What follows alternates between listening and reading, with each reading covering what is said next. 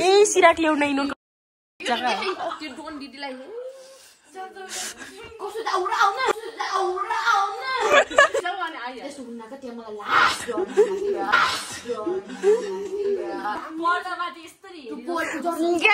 चारजनाले हामी दुईजना सिंगल सुतिराखौँ नि त्यही भएर यिनीहरूले हामीले दरम दिन्छन् भने त्यो के कुरा बनाएर बोल्छन्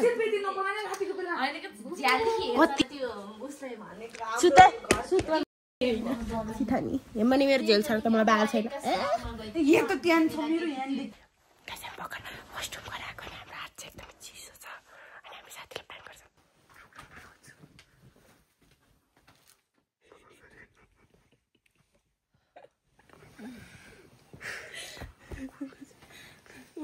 Sunnis. Urtine suta.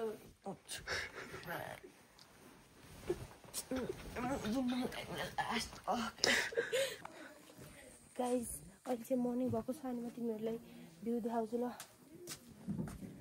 म भर्खर फ्रेस भएँ एन्ड लुक एट यस्तो दामी हो नि अनि यतापट्टि पनि छ लुक एट लभ इट यार लभ इट यतिको साथी भएपछि केही चाहिन्न साथीहरू जुत्ता लाग्यो फेरि अहिले तातो पानी पनि मलाई बेडमै ल्याइदिए क्या यस्तो ठिक चाहिँ आमामा यसलाई उडी उडी छुप्पा दिएर पर्छ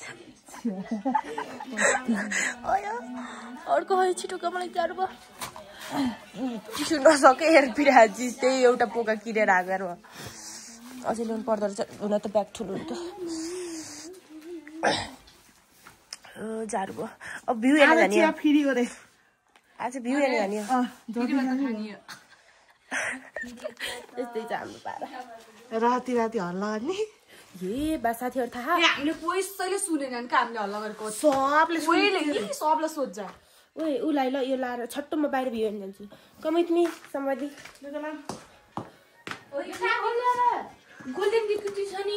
भ्यू देखाउँछु ल तिमीहरूलाई look at the view oh God dam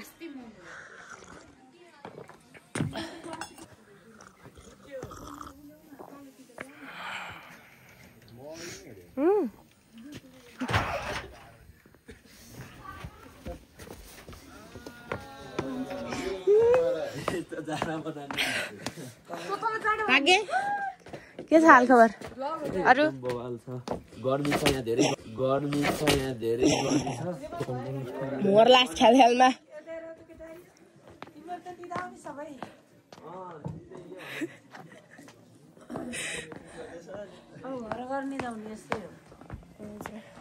म तिमीहरूले यताका भ्यू देखाउँछु ल ओ भगवान सबै एकै ठाउँमा हो ल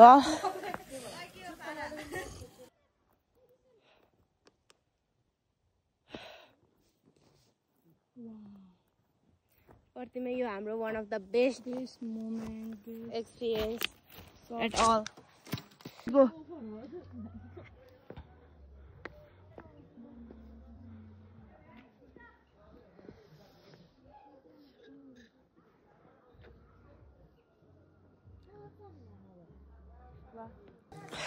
अब चाहिँ हामी मन्दिर जान्छौँ अनि मन्दिरको नाम चाहिँ मलाई बिर्सेँ सो द्याट्स वाइ म तिमीलाई अहिले भन्छु ल सोधेर अनि मन्दिर चाहिँ कता हो हामीलाई थाहा छैन है जान चाहिँ यता जानुपर्छ अनि यता यस्तो उक्लिन पर्छ अनि यो के हो थाहा यो धेरै जाडो बस यस्तो हुन्छ यस्तो हुन्छ हामी यस्तो जाडोमा छौँ अनि यता चाहिँ केटीहरू चलपल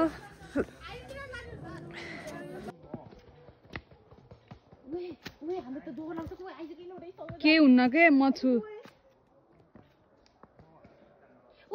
त्यो युट्युबमा हाल्ने गरेर यसरी गाइस अहिले चाहिँ हामी बाराहिनी राइट बाराहिनी मन्दिरमा नागी बाराहिनी मन्दिरमा जाँदैछौँ फलो मी यस्तो डेन्जरस बाटो कस्तो राम्रो पनि छ बट स्केरी पनि छ हेर नेतन जङ्गल छ उता नि जङ्गल छ नेतन जङ्गल छ उता नि जङ्गल छ त्यही नै हो फलो मी तर हामी छुटिसक्यौँ त हाम्रो ग्रुपबाट त्यही भएर मलाई डर लाग्छ हेर्न नि मैले video guys we are in finally मन्दिरमा आइसकेको छौँ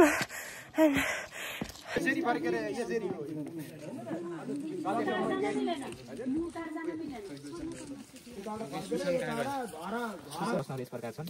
यस मन्दिरको प्रमुख पर्यटकीय आकर्षण के हो? प्रमुख पर्यटकीय आकर्षण भनेको अब पहिला अब वर माग्ने चलन भएको हुनाले एकदम प्रचलित जे माग्यो त्यही पुग्ने भएर जनविश्वास भएको हुनाले यो जनविश्वास जताततै फैलिएको हुनाले अब यहाँ एकचोटि जानुपर्छ भन्ने उहाँहरूको आत्मा मनले लिएको हुन्छ। त्यही भएर उहाँहरू यहाँसम्म कस्तो रहेछ भन्ने उसले आउनुहुन्छ। जस्तै हामीले मागेको पुरा भयो भने फेरि हजुर मागेको पुरा भएर विदेश जानुभयो, विदेशबाट फेरि आउँछ नि, जस्तै मागेको पुरा भएपछि भक्क सक्कल भयो। अहिले चाहिँ हामी मन्दिरबाट फर्किसक्यौँ है। एकदमै राम्रो थियो अनि पिसफुल थियो, त्यही नै हो। अब हामी चाहिँ निस्किन्छौँ घरतिर। आई मिन यदि हामी रेजर्ट जान्छौँ भने ब्रेकफास्ट टाइम। कहाँ गइरह्यो म नि हात दिन्छु र साथीहरू। अब चाहिँ हामी यहाँदेखि निस्किँदैछौँ।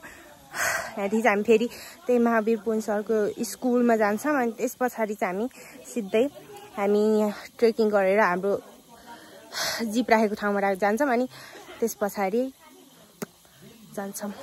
त्यही नै हो। Let's go. यस्तो दामी हो।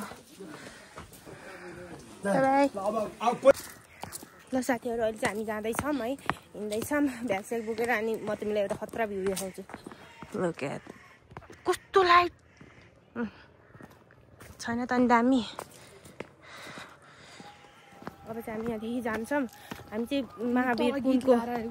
महावीर पुन सरको स्कुलमा जान्छौँ अनि त्यस पछाडि चाहिँ हामी त्यहाँ एकचोटि हेर्छौँ। बिकज हिजो चाहिँ नाइटमा गएको थियौँ नि, द्याट्स वाइ हामीले चाहिँ राम्रोसित हेर्न पाएन। आज चाहिँ अलि राम्रोसँग हेर्छौँ अनि त्यसपछि हामी सरासर हाम्रो जिप भएको ठाउँमा जान्छौँ अनि त्यस पछाडि जिपमा चढेर सिधै बाग्लुङ बजार। एक्चुअलमा भन्दाखेरि हामीले जानै मन छैन, राइट? बिकज यस्तो राम्रो ठाउँ छ नि, त्यही नै हो।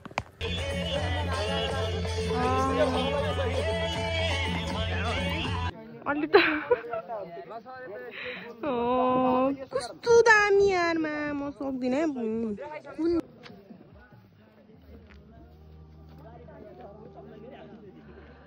बेनीदेखि उता हो कि जाने? यहाँ पनि यार प्लिज।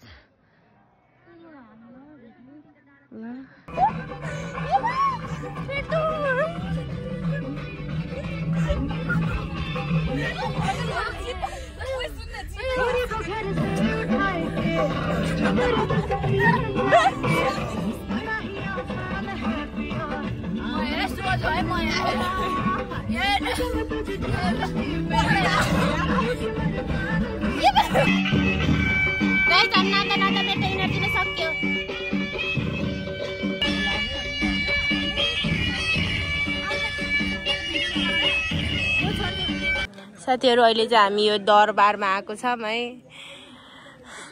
बमिट भएर हामी हत्तु भएको छौँ। द्याट्स वाइ म यस्तै सेन्टी भएर बसेको छु। सबै यहाँ उफ्रिन्छन्। किन यति गाह्रो? बिलिभ भएन कि हामी फेरि फर्केर बाग्लुङ आऊँ भनेर।